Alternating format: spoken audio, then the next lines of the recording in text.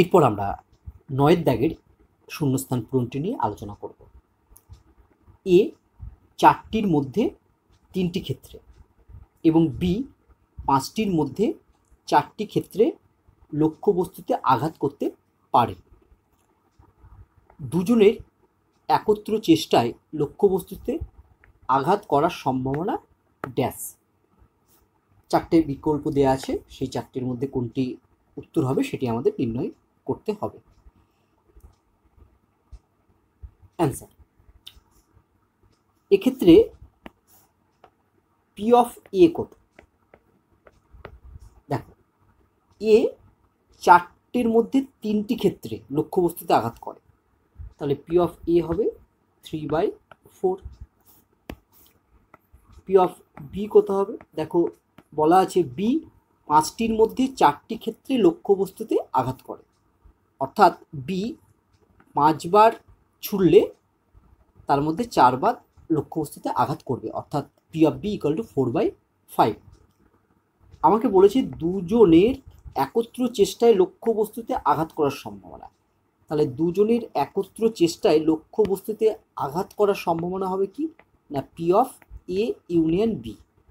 P of A union B মানে বোঝাচ্ছে হয় এ লক্ষ্যবস্তুতে আঘাত করবে, নাহলে বি লক্ষ্যবস্তুতে আঘাত করবে, নাহলে এ ও বি দুজনেই লক্ষ্যবস্তুতে আঘাত করবে। তাহলে আমাদের P of A union B এর মান নির্ণয় করতে হবে। অতএব P of A union B equal to, আমরা এর ফর্মুলা জানি, P of A plus P of B minus P of A intersection B. এবার আমরা মানগুলো বসিয়ে দিই। পি অফ এ এর মান হচ্ছে 3/4 প্লাস পি অফ বি এর মান হচ্ছে 4/5 মাইনাস, এক্ষেত্রে দেখো এ ও বি হচ্ছে স্বাধীন, যেহেতু এ ও বি স্বাধীন তাই P of A intersection B এর পরিবর্তে লিখতে পারি P of A into P of B. কেন এটা লিখতে পারলাম না? যেহেতু এখানে এ ও বি স্বাধীন। দেখো, প্রশ্নে কিন্তু বলে দেওয়া নেই এ ও বি স্বাধীন ডাইরেক্ট, কিন্তু ইনডাইরেক্ট বলে দেওয়া আছে স্বাধীন। কীভাবে? দেখো, এ বলছে 4টির মধ্যে 3টি ক্ষেত্রে লক্ষ্যবস্তুতে আঘাত করে, বি হচ্ছে 5টার মধ্যে 4টি ক্ষেত্রে লক্ষ্যবস্তুতে আঘাত করে।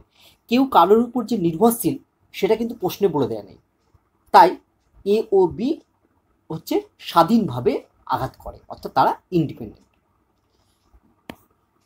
ইকুয়াল টু, দেখো 4 আর 5-এর লসাগু হচ্ছে 20, এখানে হচ্ছে 3 × 5 = 15 plus 16 minus P of A into P of B, এদের মান বসালে আমরা কি পাবো? দেখো, পি অফ এ মানে হচ্ছে 3/4 ইন্টু পি অফ বি মানে হচ্ছে 4/5।